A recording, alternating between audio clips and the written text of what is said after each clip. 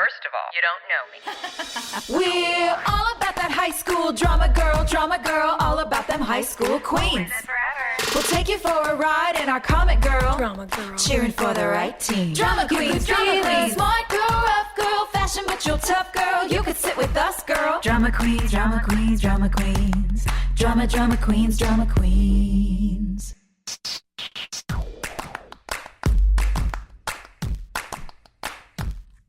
Nobody wants to start. Yeah, so no, this is your favorite God. episode. It's Sophia's favorite episode. She loves Rain Towers more than anybody. Yeah, I love them so much. Hi, everybody. Guys. We're all debating about who's going to start with this because we're all trying not to we're all cry. verklempt. I'm emotionally spent. Y'all, I can't with this. There's part of me that's glad the Ellie storyline is over because it has been an ordeal. Me trying not to cry in these episodes. It's a lot. Like we've been sitting on Zoom the last couple of weeks, all of us crying. And this one took the cake. Season 3, episode 13, The Wind That Blew My Heart Away. Before we watched the episode and we read the title, we were all joking that it feels like a romance novel with Fabio on the cover. And now we're like, oh. What a bait and switch. Another bait and switch. I loved this episode. Oh my gosh. Okay, y'all, this episode aired originally on February 1st, 2006. It is about the big storm, which causes a blackout, hits Tree Hill, and some very pivotal relationship moments happen for everyone. Everybody's all coupled up in the rain. Keith and Karen's relationship takes a big step forward, physically and emotionally, with 3 little words. But Dan gets in the way, again. Mouth and Rachel's friendship keeps growing. Nathan and Haley find common ground on their college issue and perhaps their marriage. Lucas declares his love for Brooke again. Ellie and Peyton grow closer as mother and daughter. But Ellie decides to leave anyway, perhaps to try to protect Peyton as she knows she is going to pass away. We all sobbed. And David Jackson really directed the hell out of this Directed episode. his pants off, man. My God. And Stacey Rukeyser brought all the feelings in the script. And not mentioned in our synopsis, but someone who certainly deserves a shout out is Lindsay Wolfington, our incredible music supervisor who really brought a soundtrack that devastated us all. Wow. Yeah. And I don't know what to say. I'm just trying not to cry. I guess we should get into it. Yeah, I mean, David, this episode was a dance the way it was directed. It felt like it was seamless. There was never a jarring moment. There was nothing that felt like, oh, I'm watching a show. I felt like I was in it. I mean, I was in it, but right. Oh, we know. I mean, I acted in it, but also. You know what I mean. I know. Yeah, because you know what it was? We have 2 tempos that we do really well on our show. We do the crowd scenes, the big basketball montages really, really well with lots and lots and lots of people. And there were never more than 2 people in any scene in this episode. It was theater. Yeah. It was theater. You would get a 4-page scene and you'd have to act the scene and not be dependent on the edit or tricks and stuff like that. And some really powerful monologues in this episode. It was beautiful to watch every pair have their own version of vulnerability. You know, Hilarie, you had this amazing dynamic of ease growing with Cheryl and Joy. We finally get to see Haley and Nathan in this. The note that I wrote down on one of my Post-it notes was innocence. Like the kids' cereal and the sweet conversation. And it was this innocent moment for these 2 who'd been through a lot. And and, you know, Brooke lashes out about feeling used and perhaps not prioritized, and Lucas has to kind of take it. You know, it's like, it reminds me of the cartoons when you see somebody put their hand on someone's forehead and that person's just punching but can't reach the person's body.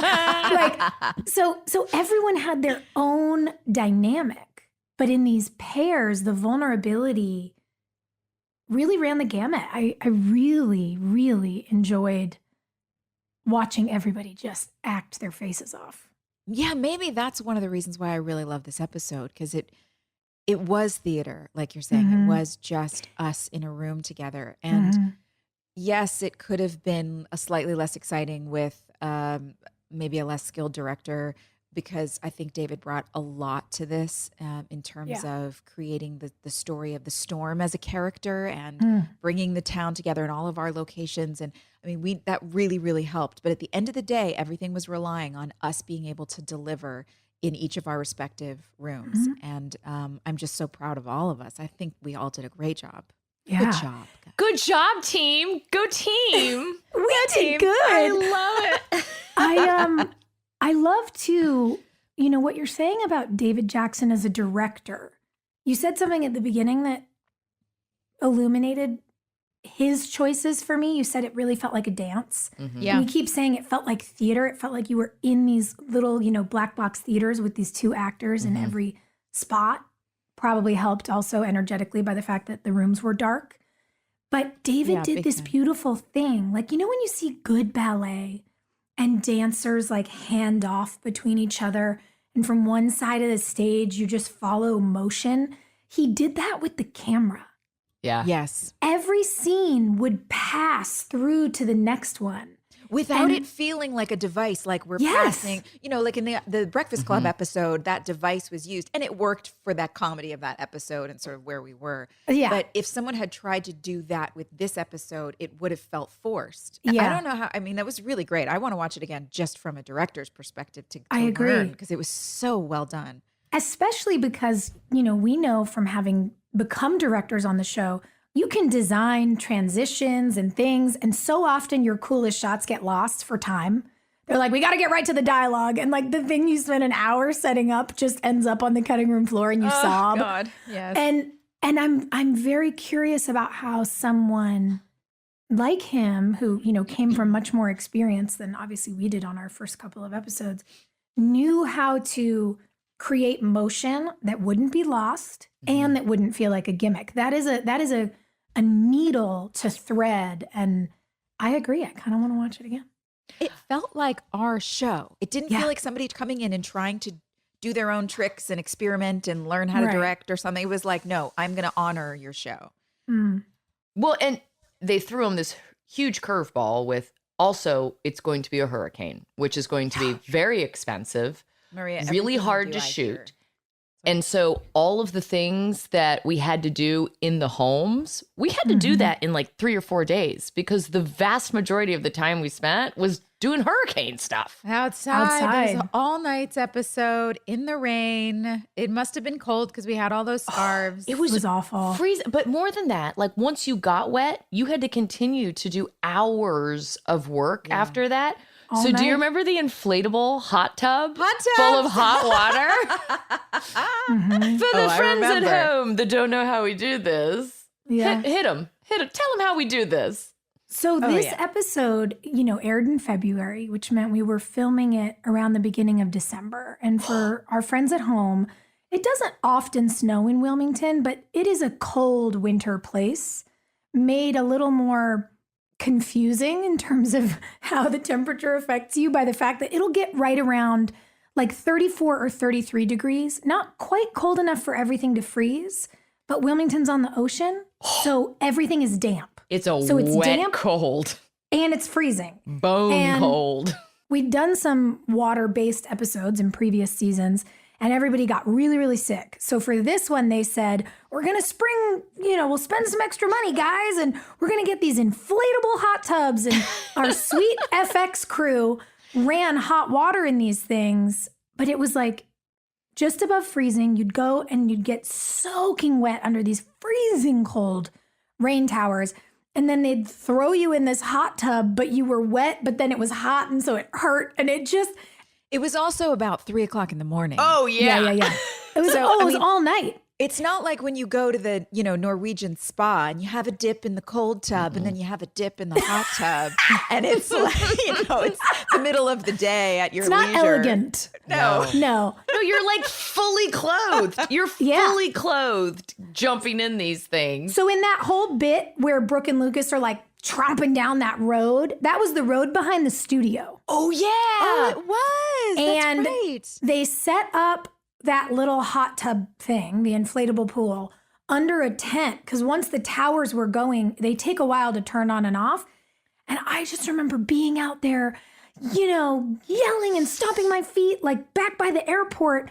And those boots I was wearing would fill up to the top with freezing water every take. And the other thing that comes back to me, it's like I can smell it. The whole thing. Remember the fans? Yeah, those fans are disgusting. To blow the rain. It wasn't enough just to rain on you. It had to blow in your face. They wanted the water to be blowing sideways to look like the worst storm anyone had ever seen. And so they got these fans, these giant yellow industrial fans that I'm not exaggerating, are as wide around as an airplane. Like if you cut an airplane in half, and they put one on either end of the road just off camera, which also meant that the whole episode is like, so we had to go in. They cut the episode reading our lips in those scenes. Yeah. And then we had to go to ADR and do Could you guys even hear each other? Oh, I mean, we were screaming to hear each other. Did you lose your voice? So bad, which you can hear in the ADR. You did lose your voice. You did like it in the ADR. Yeah. It was wild. It was so. Oh my gosh. It's one of those ideas that I don't think they thought through. Like no one thought like, hey, we're going to do this thing in the rain and also have to record half the episode all over again. We never ever did those big industrial fans for a hurricane episode again because it cost so much money to do the post-production. Yeah. And like things weren't matching. Even when I'm screaming and I'm like, I am not your recycling bin. That's not what I said in the tape that they used. And I was like, guys, we were out there. We were like doing the scene. We're ad-libbing and whatever. If you want the dialogue as scripted, like use any other take other than the one where I said the wrong line. And they were like, we like that one, the way it looks the best. So I just yell recycling bin over my mouth, doing something completely different. This. I'm going to need somebody to zoom in on that. That's fun.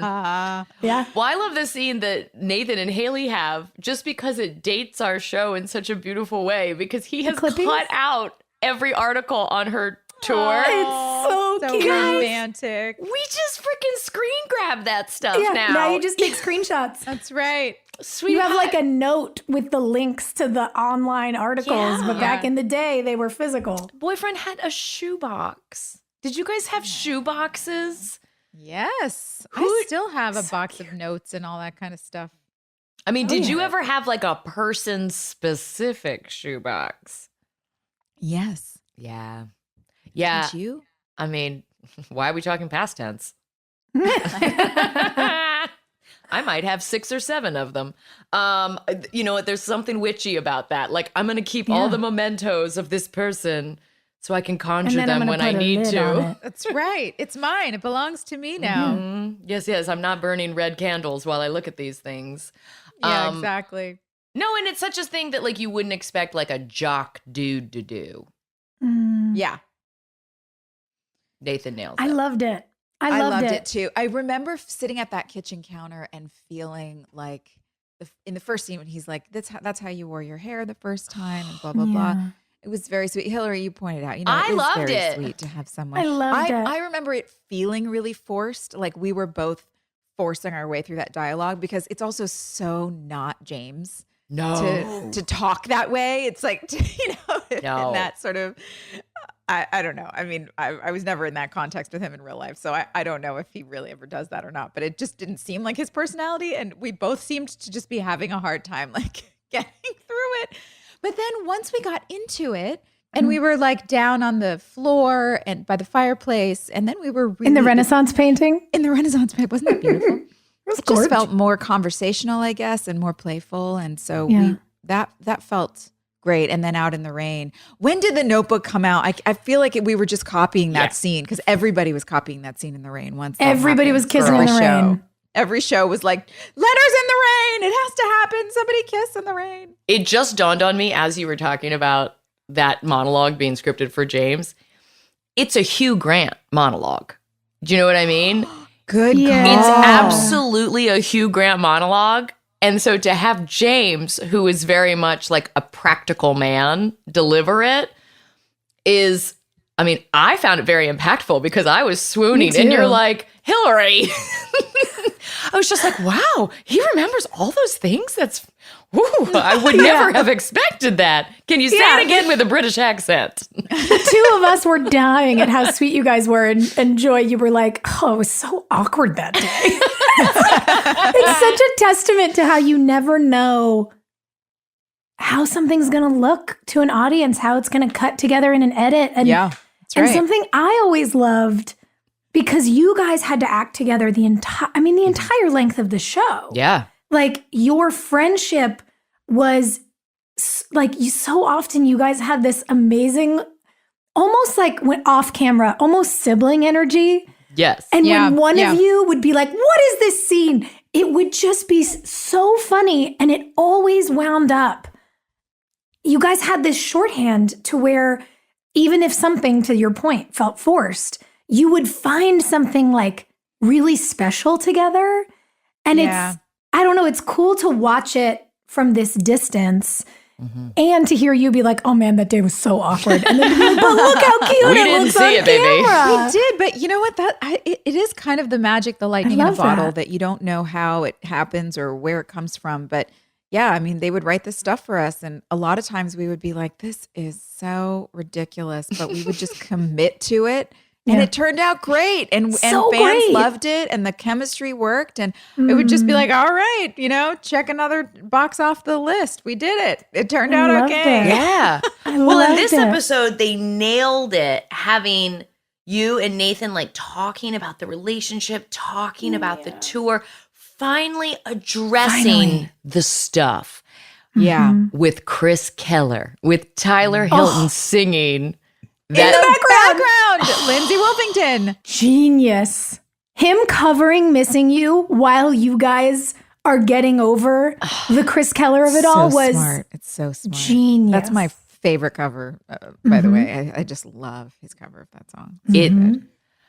Chris Keller perhaps is your guardian angel. Maybe you guys would have fizzled out and burned if you didn't have to deal with the, that first little bit of turmoil. But he made you That's guys right. really fight for it. Yeah. That's right. We found our way back. It was great.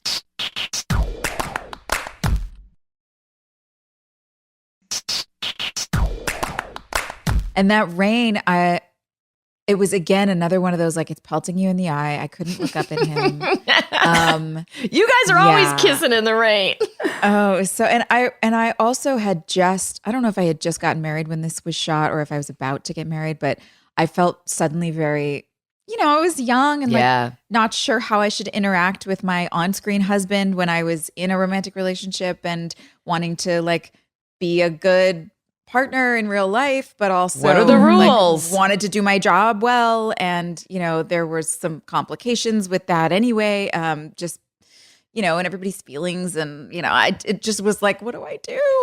And I remember when I was watching this, I was like, he picks me up. Why didn't I wrap my legs around him and just like give him a big hug? And I was like, oh, that's why. Because I don't know what I'm supposed to do. You were trying to have a boundary. Yeah. I'm like, do I have where is my art and my personal life, and where, it's like young, trying to figure all that stuff out. That stuff was hard. It was hard then, and it's still even weird now. Like, when we spent last year up in Canada, I'm having to kiss Edwin and Michael at work, and Sweet Grant is like, we all hang out like every weekend. Yeah. Are they coming Do to I dinner acknowledge later? that I know that you guys have to kiss at work? Does it make it weird if I say something? Do I crack a joke? Do I not? Please stop and I was like, making noise. imagine how I feel. I have to do it. Yeah. Yeah, exactly. It's still weird, even as a grown-up. I don't know, man. Our jobs are very strange. Well, and the whole They really are. Let's talk about God kissing. bless our partners. But while we're here, let's talk about Hilarie's gonna drop kissing. some gems. The hand went up. I'm ready. Because Mouth gives this whole speech, which, okay, we're going to get into the Mouth and Rachel of it all. But he gives this whole speech about how I'm not going to kiss you because I'm going to want to do it again and you won't. And I'm going to wait till you want to do it again all the time. Blah, blah, blah, blah, blah, blah, blah. Kids, kiss everything. I'm telling you right now, as a 40-year-old woman, just kiss one of everything, 2 of everything, 3, I don't care. Do it. Kiss everything. It's so fun. It's what you talk to your friends about when you're an old person. You're just like, can you believe I kissed that? Yeah, that was awesome. Hilarious. I don't buy into the mouth of it all. I think he should have kissed her. And my face when Mouth didn't kiss her. Oh, I was so mad. I was stunned. Horrified. What are you doing? Ugh, kid. Yeah. But listen, I do respect that there are some people who can do that, who can just make it super casual because it's just fun. And, you understand that you're in high school and nothing is lasting forever that starts in high school, generally speaking. So, except in Tree Hill, where we all stay together forever. Says the one who did the long relationship on screen. Yeah. Some people are more sensitive than others. I appreciate that Mouth knew that his heart would get attached. Yeah. And so, knowing that he's not that kind of a person, I could appreciate and respect that. I thought he was crazy that night, but yeah. Like, would you have kissed her? I would have kissed her. Yeah. 100%. I will say I liked where that wound up because in the beginning, the things that were written for Rachel to say made me feel very uncomfortable. This girl, Yeah, what was that quote? Did we write it down? You have to be mean to girls if you want them to like you. Here it is. You can tell a girl she's nothing and she'll come running. Ew. Yeah, ew. Pick out a flaw and then blow it way out of proportion, she says. And I was like, okay, we know the incredible woman who wrote this episode, and the three of us were going, this was a pass by you-know-who being a bully because, we worked for some people who not only picked on us as women and on our friendships, but really picked on us all physically in ways that was real shitty. Like, it just felt terrible. How many times was Peyton called anorexic or bulimic or you've got chickeny legs? Or there was always like a comment about... I was fat ass. That was totally the thing that floated around for me. So frustrating. When you're like 20... I mean, and your bosses are talking about you like that behind your back. It's just unbelievable. And it was interesting too, because they figured out how to bully everybody. Like Hilarie, they bullied you for being skinny. And then they always bullied me for not being as skinny as you. Like there was always a thing. And it just felt horrible. And I think the three of us really went, ugh, when we saw those words coming out of Rachel's mouth, because it felt familiar and bad. I was like, oh, there's a trigger. That's what therapists talk about. Look at the three of us having a moment. And then as much as I didn't like that, I understood why they went so far with her in the beginning of the episode so that they could kind of wrap it up near the end of the episode. And you could see that, sometimes based on how we're socialized, girls can be terrible agents of the patriarchy. And then there's sweet Mouth saying, I don't care what she looks like, and I'm not going to need it to be this, that, or the other. I'm going to love this girl who loves me, and I'll tell her she's beautiful every day, and I'll never be mean to her, and I'll never pick on her. And I was like, oh, man, more Mouth. Like, we just needed more of this guy. He said she'll be an elite girl to me. To me. Yes. Elite girls, go. Wait. What is the definition of an elite girl? When Rachel said that, I literally just wrote, but all I did was write it in quotes, quote, the elite girls. What? You could say, what the fuck is an elite girl? What the fuck is an elite girl? Guys. A cheerleader? I don't know. Brooke. It feels rude. Yeah, Brooke and according to Rachel, they're the elite girls. Come on, we're elite. I don't know, but I hope there are girl gangs all over America starting right now, dubbing themselves the elite girls. Because call it, this is who we are. We're the girls that everybody wants to make out with in the storm. That's a word that I also feel so weird about. Because if you haven't noticed, it's always like really misogynistic billionaire men who call people who have fractions of their money elite in the world today. And I'm just like, what's happening? Like, what's going on here? So I feel like I would love to know what elite meant in the sort of cultural lexicon in 2006, because now it's trash. Stacy was sitting there at her desk And she was like, okay, it's not the It girls. We're not Paris Hilton. It's We not can't be the pink ladies. Yeah, where's my thesaurus? What's a word that means special?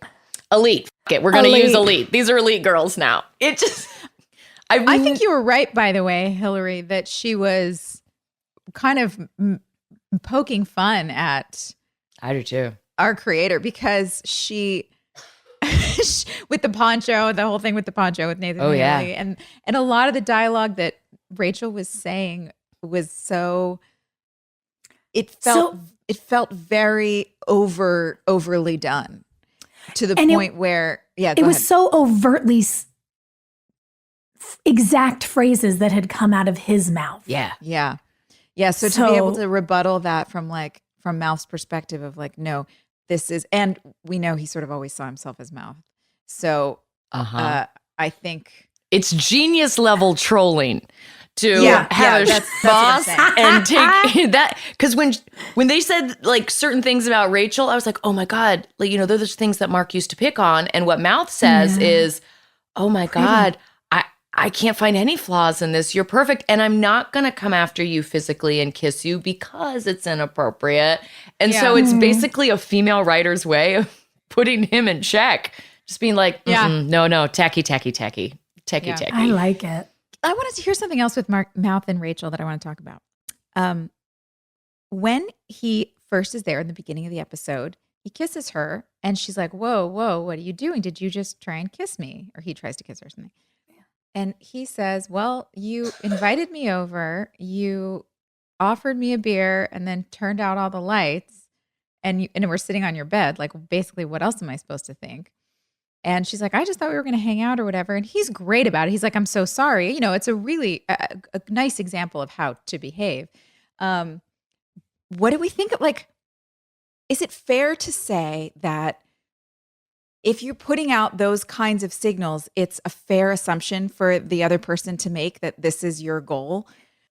I mean, she definitely put out a vibe. Well, no, hold on. I'm going to go back. Mouth set the tone with I'm taking a picture in your bedroom because I want to be able to like show my friends that I was in your bedroom.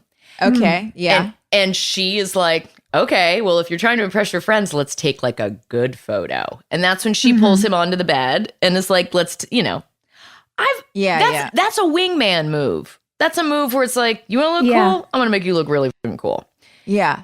But then, I feel for guys like that. They're like trying to catch the signals, and for girls who are trying to send signals. But now we're in a phase right now where it's like, guys don't want to pick up on signals because they don't want to be afraid that they did it wrong. And then we're just sitting here like, well, is he going to make a move or not? Consent is the coolest invention ever because literally all you have to do is be like, you trying to kiss? I kiss you?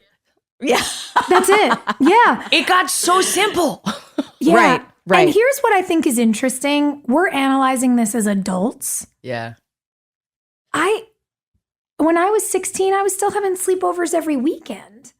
And you are in this gray area where it's like, well, yeah, when my friends come over, we hang out in my room. Like, I don't want to hang out with my parents. Ew. And so what I liked about it was the fact that he went, well, because of all this, I was kind of hoping. And she's like, I just invited you to hang out with me. Like, oh God. Yeah. But they got over it real fast. Yeah. Well, nobody was like mortified. It wasn't a big deal. It was just like, I tried something. No, thanks. Oh, okay. Sorry. No problem. Let's move on to the next topic. Perfect but example. To Hilarie's point, sure. It's mature because it's communicated. Yes. Things get messy when you're not communicating. And then he was like, sorry, I just kind of was wondering if all this meant. And she was like, yeah, sorry, that's not my intention. And then they let it go. And so that's where I think, to your point, being like, do you want to kiss me? I think I want to kiss you is a great idea. You just ask. And if somebody says no, it's like not the end of the world. God. And if somebody says yes, you get to make out. Good for you. You know how many more people I would have kissed in high school if I knew that trick of like, hey, do you want to kiss? We used to have to guess, kids. We had to guess if someone wanted to kiss us. And now the rules are different and all you have to do is ask, which is fun. That's like, there are fun ways to set it up. Let me know when you're trying to kiss me. Yeah.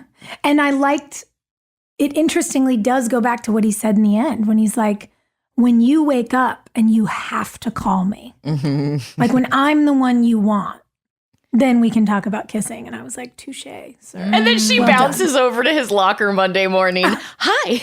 Hi. Missy. But, speaking of the locker, she made eye contact with Brooke. That And was she put her arm bitchy. around mouth. Oh, that was, yeah. Brooke is right. Yeah. You can Yeah. be sweet and bitchy at the same time. I like duality. I did I'm like not seeing mad at that. it. I liked seeing that little moment. That was just a nice little reminder of where we are in the story and in like in our fairy tale land. That's where we are. How about Moira? I'm pushing off Ellie because it's the most emotional thing. So how about Moira and Craig, the Keith and Well, Karen of it speaking all? of kissing, y'all, In the windows. they got down in the On buff the couch. on Main Street with windows. That A corner is- building. what a bold move. Not even the Yeah. kids are doing that on this show. And we were spicy. Their It's a lot. chemistry was so lovely. And these moments between them were very sexy, but like tender. And I was like, oh, there's something happening here between Oh, yeah. these two. Whoa. I don't know. I felt a didn't little like it. bashful. I You didn't don't like like it. it at all. I didn't like it. It felt weird.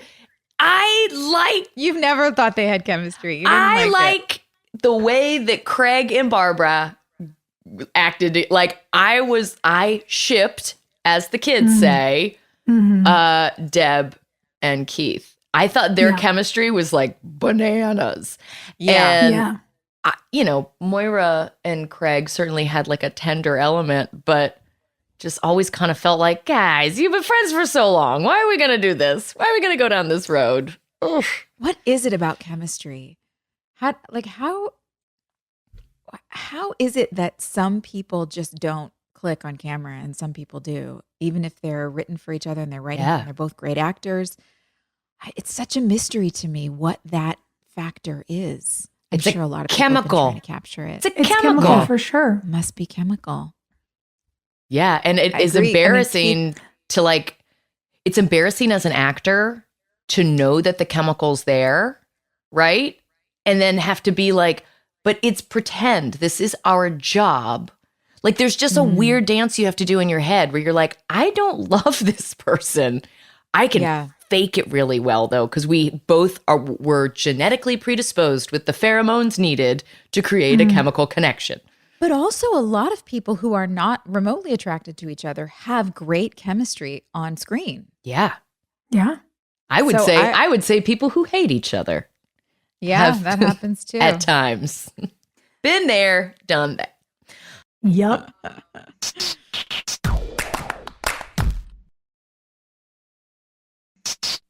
I don't know, Joy, you're the third vote. Sophia votes yes on Karen Ooh, and Keith. Keith and Karen. I'm definitely a no. I know you are. I kind of go back and forth. I was watching them when they were talking in the cafe right before the last scene when they were all tangled up in each other. And they do feel like friends. It's a little boring to me. It's not exciting. Sophia, we're gonna bring Sophia over to the dark side. Sophia, Karen and Andy versus Karen and Keith. No, I get it. I think what's interesting, there's so much on our show that's about chemistry, fireworks, whatever. Yeah. The way that he got real close to her face in the back of the cafe at the top of the episode right before the blackout and did his whole bit about like single guy, single girl, lots of history. I was like, oh, okay. And I think perhaps because so much of Keith, the Keith storyline is combative. Him and Dan are combative. Sure. Him and Deb they had fireworks, but it was a real bad idea and it made a mess. Everything's messy. And him and Karen are tender It's a and comfort kind place. of safe. Yeah, like, I don't know. I feel kind of drawn to that ease and that comfort. Okay. which maybe is because, I've done enough therapy to no longer be willing to date toxic people. And I'm like, look at that. Emotional safety and communication with two people who genuinely respect each other. I like it. So what you're saying is I got to take a class. I don't know. I'm just saying, perhaps I like it now in a way that I might not have before. I appreciate what you're saying, and I hear you, and I honor your truth. See, I'm using my therapy words too. Look at you.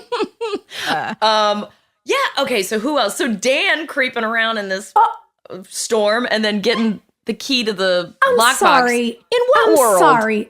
In what world does a background check that you can do on a website tell you a person has a safe deposit box? I hated back that. then.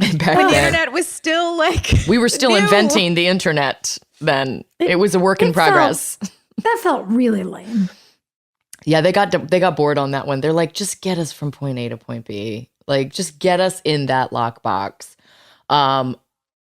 But again, we've got these fabulous flashbacks to remind us that Keith didn't take the ledger. It was Lucas. Yeah. I just was like, why is the ledger back? And Dan, I guess it would have been, was it last season when he's like, you thought that was real. I set you up to prove that you are conniving or whatever he said to Lucas. So now it's worth something? Like, Wait, and didn't he shred it? And Brooke put it together?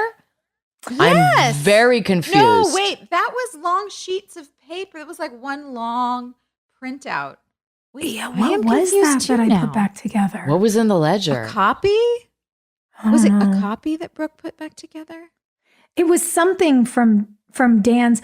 From the ceiling. Dan shredded a whole bunch of stuff once Lucas had seen the ledger.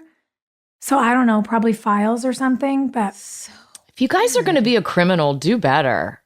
Like, tidy up.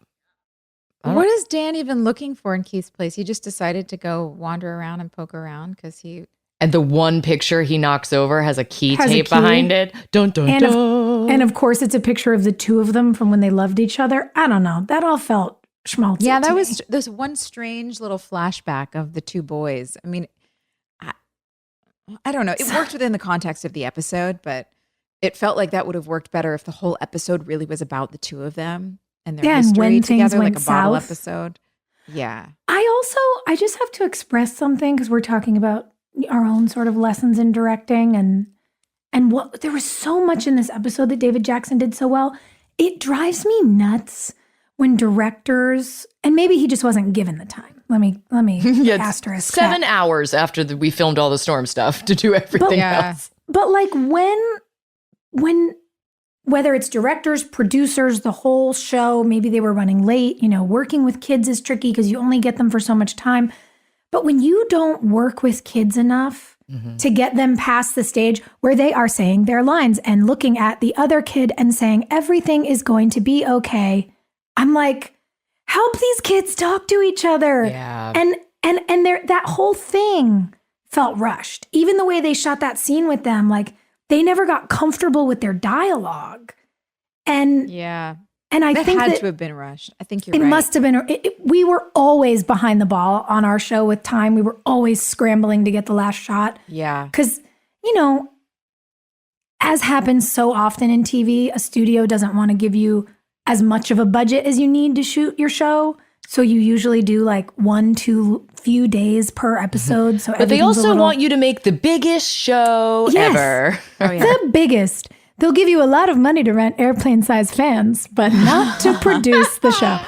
So interestingly, I would imagine that was a very rushed thing, especially because they cross-covered it. Like that was a rushed scene. But I think the fact that those kids didn't get long enough to really feel familiar with each other made the flashback also stick out in a really like, what is this kind of way? Yeah. That's sometimes where the technical definitely stuff could have been shoots you in the foot. Man, if we saw like a Stand By Me flashback of Keith and Danny doing something serious together. Oh, would have loved that. That would have been a cool kind of a bottle episode, I think. Yeah. But oh my God, we never got that. It actually would be a cool series, like a prequel. Yeah, like how do we get here? Little Karen? Yeah. That'd be kind of fun. Okay. Okay. Things to ponder, friends. Interesting. All right. Well, let's talk Fantastic. about the elephant in the room.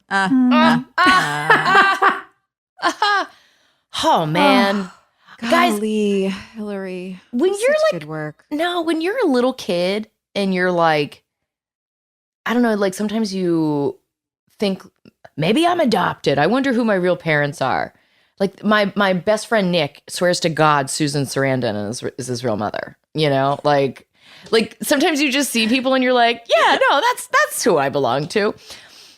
There's just this thing with Cheryl Lee that I still 20 years out like cry over her, and it makes me feel like a total weirdo that I've got this like trauma bond to a person who didn't die. She didn't die, guys. She's still around. But you your guys body did, thought it was real. Yeah. you guys did such beautiful work together, and your fondness for each other comes through. And it's so genuine. Like every scene with the two of you makes me cry. So then that scene, I was like, I gotta go. I have to leave my own house right now. Wrecked me. It was God, so it good. killed me. She played that so perfectly too. She was so gentle and genuine, and she wasn't even conflicted. And that's what I loved about it. She was sad, but she wasn't conflicted like, am I making the wrong decision by leaving? Or is Peyton going to be okay? Or she had just she'd already had all those conversations with herself, and she was just there to say goodbye. And it was very simple, and to hold space for you to start asking all of those questions and go through all of that. And she just wanted to be that safe, stable place. I loved that. And I love that they gave her the time and space to have those moments of struggle, even in the end, just in the montage, those moments, were so beautiful. I like that they trusted her as an actress to do that. And they trusted you, and they knew what you were capable of, and really gave you guys just such high quality material and moments and space. That's what I felt like. They just backed off. They, meaning the director and the showrunner and everybody who's got their hands in the pot, trying to make everything, the producers and everybody's trying to make everything something. And I felt the space that you guys experienced in those moments. It was such beautiful work. Thanks. And so many small gestures carried so much weight because of the way that the two of you related to each other. Like her saying, let's go out and live, and you having this time in the rain, and you were laughing so genuinely and experiencing these big feelings. And then you come inside and she started brushing your hair. Oh my God, the hair brushing. Oh, the Y'all, hair brushing. Don't y'all ever try to brush my hair, because it is a sense memory that will destroy me. I think when you're the oldest kid, your job becomes to help take care of younger siblings. And this is only something that I've figured out as an adult, because I've got 2 kids of my own. The oldest kid stops being touched. There's like a touch thing, a comfort. Really? Yeah. Interesting. And so you see like your parents like, trying to take care of everybody and like making sure everyone's fed and everyone's at their like school stuff and their after school stuff, and there's a functionality. But the eldest kid doesn't get physically touched anymore because the baby always needs it more, especially in like families with big broods. And it's only in making friends with other people from like big families that I've been like, oh, that's why I'm such a weirdo. It's probably why I made out with literally everyone in high school, because you're trying to, it's like touch therapy where you're just like, and anybody touching my hair. I mean, the connection I had to JoJo on the show. It is a very maternal thing to do that I've always been, I'm not embarrassed to admit I'm like super sensitive about it. So you're right. Cheryl Lee brushing my hair. I was like, who dreamed this shit up? I'm not going to be able to get through this scene. You guys saw my face. That wasn't acting. That was just me being like, oh my God, someone's touching me. Someone's touching me. Someone's touching me. I know. When you were leaning into her robe at the end of that scene with the two of you, and she said, my daughter, and then you just had this like Yeah. one tear roll I down your heard cheek. It that. was perfectly timed.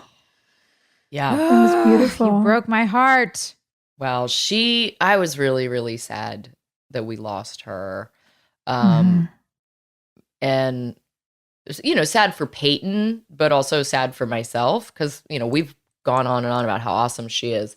But I do think that modeling grief for our audience is really important. And Yeah. now, like watching this as an adult is so different. This is the first time I've seen this back since like it aired, right? How much was our upset based in, but oh my God, Ellie's so young.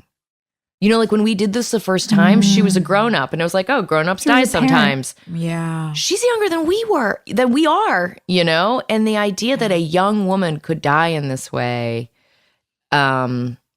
is super traumatic. Like, I mean, Cheryl was in her 30s when we shot this. Like, she was so young. And so parents dying young is, that's a hard thing for kids to deal with. And if our show has Yeah. been able to, I don't know, help kids navigate it. We had a lot of missing know it parents. has. Yeah. Yeah. I mean, we had a lot of missing parents. But Ellie's storyline was specifically for the teenager who had lost somebody and was like, okay, how do I go to school on Monday after my Yeah. parent died? I know.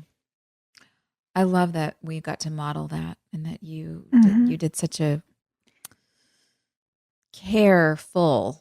a job full of care is what I mean to say, in taking care of the hearts of those teenagers and those kids that didn't know how to move forward, but they had Peyton, they had our show, they had these moments when they knew that they could just tune in and walk along that journey with somebody else. If they couldn't talk to their friends, if they didn't know how to get through it, being able to see that had to have made a massive difference. I'm sure you hear it all the time from people. I mean, I've had people reach out just recently on DM and say, like, people I love are dying of breast cancer. Will you guys do like a follow-up album ever to Friends with Benefit? And I'm like, I wish I had control over that. Yes. Oh God, like, wouldn't that be great? Wouldn't God, that that'd be be cool. cool? Is that Yeah. even still on the internet? Like, does that album exist still? I don't know. Are we going to Google this? Is this Let's what our find out. telephones are for? I mean, so listen. Don't go to the same site, Dan. Go or I just pulled up my music site and Beyonce is up. I don't know. Listen, we're going to need to change pace so I don't cry anymore. Have y'all listened to the new Beyonce? Because No. On repeat for days. Joy, it's so naughty. It's like, It's the good. perfect palate cleanser for a crybaby episode like this one. You put on good. this song, Cuff It, and you're just like, I'm going to go make terrible choices right now. Very on brand with Ellie's messaging of go live a messy life. Don't be scared of anything. Yes. It's just Yeah. life. Listen to go. Beyonce, make terrible choices. Yeah. I read this article the other day. I can't remember if it was like on Vice or Vulture or something. And they were basically saying that, Beyonce came out and made an anthem to like inject culture back into a society that's gone flat from pandemic exhaustion. And I was like, yeah, because every song on this album makes me want to be in the middle of like a warehouse. Yeah. In a sea of at least 600 just like sweaty bodies in the dark dancing. Like I want to go out like Yes. like we did when we were 24. I'm like, let's go. Where are we going? Where can we dance? The best part about Beyonce being exactly our age is that every phase of life we're in, she we're in creates it. a soundtrack for. And I'm like, Yeah. girl, how'd you know? How'd you know that that's what I was dealing with? God bless you. Oh, man. Yeah, Joy. That's going to be the thing that makes us all feel better after this episode is just. Oh, good. She was right. Our contest winner, Amanda, Yes. Yeah, Amanda. right? Because she was saying you just have to wait 2 more episodes. So this is the Yeah. one she was talking about. I did personally like the last episode, but I this did one too. I did too. was a clear winner. Maybe of the whole season for me. I loved this. I walked through every moment with this. I think the Mouth and Rachel stuff felt a little. It felt like they didn't have a lot to write, so they stretched it out a little bit more than necessary, just for the sake of being able to cut back and forth. Because I left myself wondering, or it left me wondering, what's the point of this? Where are we getting? But of course, we finally got there. So I really loved that. But anyway, I loved this episode. I did too. And I like that Brooke asserted herself. Like, I'm not getting hurt again. Yeah. Explain to me why me. I'm going to ask you pointed questions and I want a serious answer. And I'm not going to let you flirt your way around this anymore. Yeah. Like She was right too, by the way. Yeah. You don't sign off the same way you signed off to an ex-girlfriend. Get out of here. No. Especially after you're like, let's check in on her. No, we will not. We will not. I did really love the way Stacey wrote those scenes. I thought it's beautifully written, all of it. To let Brooke really express and get to the core of why she's having trust issues. Look, you betrayed me. I don't trust you. You have to tell me more. It's not dissimilar to what Haley was saying to Nathan. I'm sorry. I have so many questions. I need to talk about it. You know, when you need to know more so that you can understand where you stand with someone. Well, and Peyton does that too. She says, I need to talk to you about the cancer. All three of us do that in this episode. Explain it to me like I'm a kindergartner. Yeah, it was very well done. And oddly, even comes back to the conversation about Mouth and Rachel and kissing. It's about communication. You gotta communicate. Because the reality of being a human is that if you're not communicating with the people in your life, your brain is filling in all those gaps with whatever story serves your fear or your anxiety or whatever. And so it's so much better to talk about it. And talking really sexy, talking it out. Talking is so sexy. Super sexy. Yeah. And dude, that actually, it's a perfect time to tell you guys. I looked at our prep doc for this week and got so excited because one of our listener questions is from this girl, Emily. And she said, what do you think your character's love language is? And I'm like, are we all saying we're words of affirmation? Like we just need to talk? Is it true for all of us? Yes. It's, you know? Yeah. Yeah. Well, Stacey's so good at this. And I didn't even think about this until just this moment, talking about like how sexy and important it is, like that all our characters got to ask questions and stuff and have hard conversations. My girlfriend came over for dinner last night and was like, oh my God, there's this TV show. My husband can't watch this show with me. And I'm so hot for it. And like the dialogue is so good. And she was talking about Sex Life, Stacey's show. And I was like, girl. Oh, funny. Yes. I was just like, oh, yeah, we know her. She's like, how do you know her? Now I can tell her she wrote one of our favorite episodes ever of One Tree That's Hill. amazing. Done. Oh. Done. She knows. Amazing. She knows what women want. Yeah. Hi, Stacey. Come say hi to us sometime. Yeah. Yeah, we're like the Stacey fan club over here.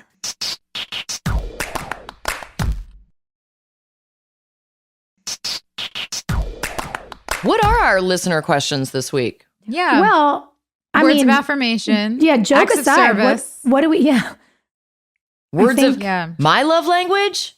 your Is character. touch. That's Seriously. Emily's question. What's Mine your is touch, character's love too. language? Peyton's is probably yeah. touch too. If her mom's been dead for Yeah. years and her dad doesn't touch her, like touch is going to be like a sensitive subject for her. Yeah. Yeah. I would say maybe acts of service for Peyton too, because there's she's doing everything herself. That when people do things to help her, Oh my God. how does she feel about that? Is it like, leave me alone, let me do things myself, or does she? Well, you appreciate it? clearly see her fall for Lucas later because he like comes into her kitchen once and sweeps things up and like he like helps that's her right. do things. Mhm. And Jake never does that. You know, like none of the other boys that That's she true. dates does that. It's like Lucas is the person that shows up and does manual labor at her house. Yeah. And she's like, true. I think this is cute. Cool. That's right. What's Brooke's? I mean, definitely words of affirmation for her. I think especially because she comes from a family where her parents don't talk to her about anything. And yeah, I would likewise say acts of service. It can be hard for her to receive help. That's something, that's an arena in which we're certainly similar. So when people do it, because I refuse to ask for it, it's like, it's earth shifting. It's so meaningful to me. Yeah. And I think that's something we have in that way common. too.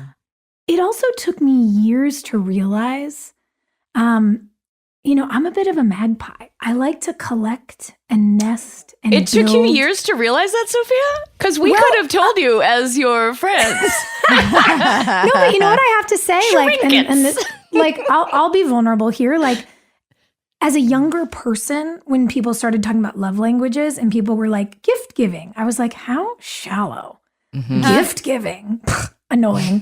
and then I started to realize, like, oh no, gift giving is such a love language to me. Yeah. Like, I love nothing more than being out in the world and seeing something and going, that's Hilarie. Oh, that Joy would love that. Yeah. And collecting little things. And like, I realize I'm not even a person who saves things for people's birthdays. Like, you both know this. You'll just get a package from me. Yes. Because I get excited. I'm like, I've Randomly. collected all these little things for you and I want you to have them. And That's awesome. yeah, and like I'm like, oh, I'm a squirrel. Like I just grab them and then I bury them and then I Joy's save a 'em. garden fairy. Joy will send you like a box full of citrus. Those citrus Joy would send me from California so I could make things here at the farm. I would be like, it's gold in a box. Gift giving is treasure hunting for your loved Yeah, it ones. Let me It tell is. you, if you actually receive something from me in the mail, I love you because I cannot get to the post office for my life. I know. Yeah. Not to save my life. It's so hard for me. I don't know why. And I do the same thing, Soph. I like to buy things that remind me of people, but then they sit on a desk. Like I'll even put them in the box. I get them ready to go. Oh, yeah. And then, the box ends up at the bottom of a pile. And then it's Oh, like yeah. a year later. And I'm like, what's in here? Let's open this up. Oh, yeah. I bought You know that what for Sophia. changed my life? Because I've done that for years. You and I are What? the same. I finally signed up. I have a FedEx account and I have a UPS account. I have those And I too. go online and I log in and I print a and I No. schedule a Who pickup. has- I can't be and bothered. It takes 4 minutes.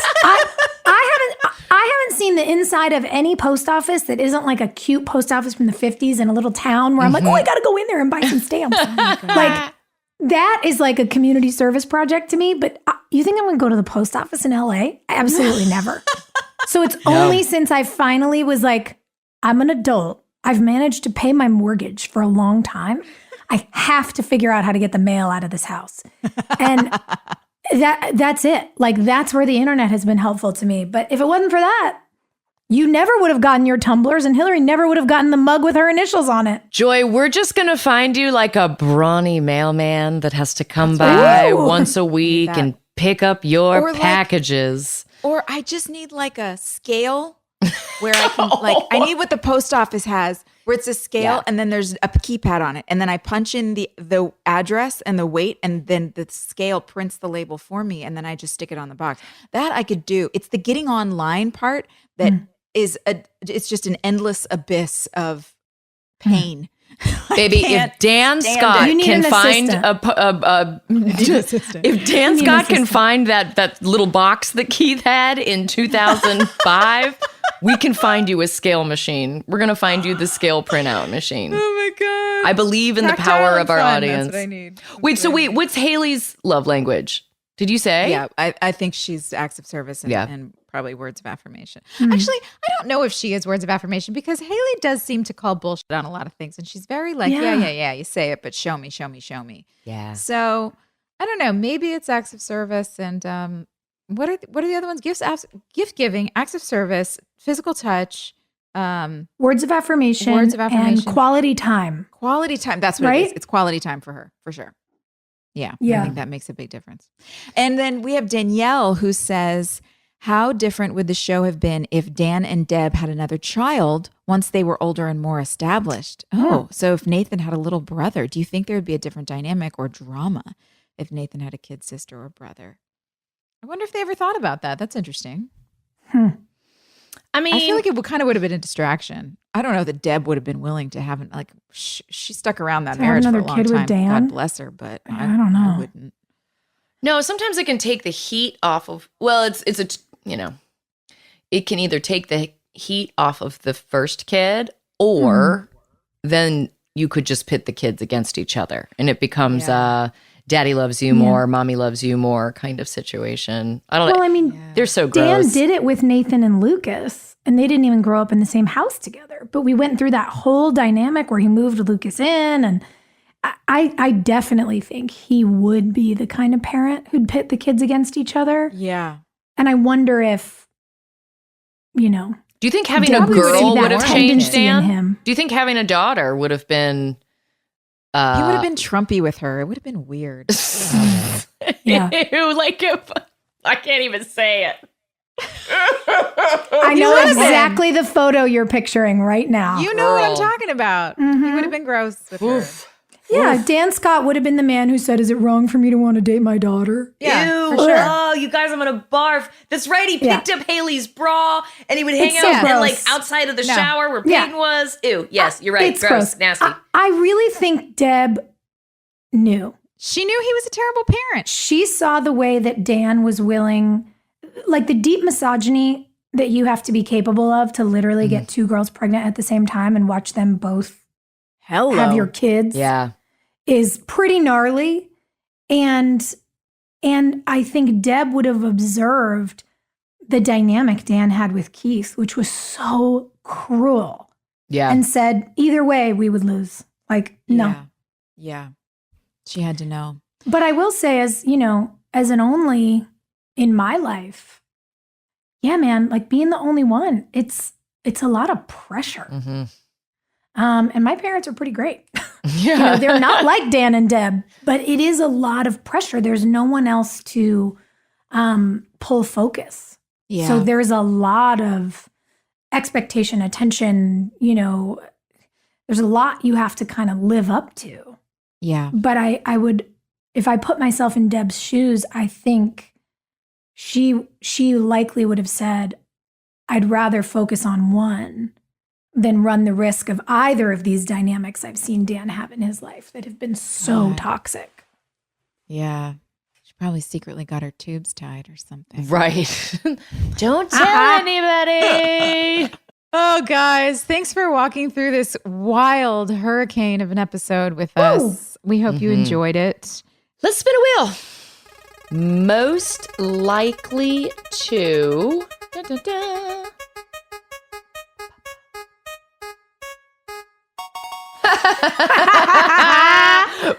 Okay, most likely to have the messiest trailer on set. So I guess we're not doing character options. This one's gonna burn, guys. I mean, I feel like it's me. I was going to say it's either you or me. It's definitely you two because I don't bring shit into my trailer. No, you don't, Hilarie. I do a full move in. Yes. Sophia, you had I hang artwork. when we came to visit you in Toronto, you had like dishes and things in your trailer, like you had moved in, like it was an apartment. I loved it. Oh, because all that single use shit on set makes me so crazy. I do. Yeah. I bring like camping gear. Yeah. Yeah. I bring lamps because the lights in there are terrible. Joy brings plants and crafts. Like Always. It's a full, but I think I was inspired. I remember walking into your trailer and seeing all of your apartment in your trailer. And I was like, oh my gosh, we could do this. This is an option. And so the difference though, is that you're capable of keeping it all organized and putting everything back. I didn't know that I wasn't really capable of that until I brought it all in. And then I was like, oh, it feels like a bomb went off every day. oh my God. Maybe I need to take baby steps with this I thought it process. was whimsical. I appreciated it. Yeah. You were also like painting in your trailer. I'd come in and there'd be like watercolors out. I was like, what are you? Crafts. This is amazing. Yeah, pillows and crafts and sewing and all kinds of fun stuff. Yeah, well, you know, Got to keep your brain busy. that's what I'm saying. Just a lot of sitting around. So I love it. Yeah. All right, guys. Well, that hit too close to home. Thanks a lot, everybody. We'll see you next week with season 3, episode 14, All Tomorrow's Parties. bye. Bye-bye. Hey, thanks for listening. Don't forget to leave us a review. You can also follow us on Instagram at Drama Queens OTH. Or email us at dramaqueens@iheartradio.com. See you next time. We're all about that high school drama girl, all about them high school queens. We'll take you for a ride in our comic girl, cheering for the right team. Drama queens, smart girl, rough girl, fashion but you're tough girl. You could sit with us, girl. Drama queens, drama queens, drama queens, drama queens, drama queens.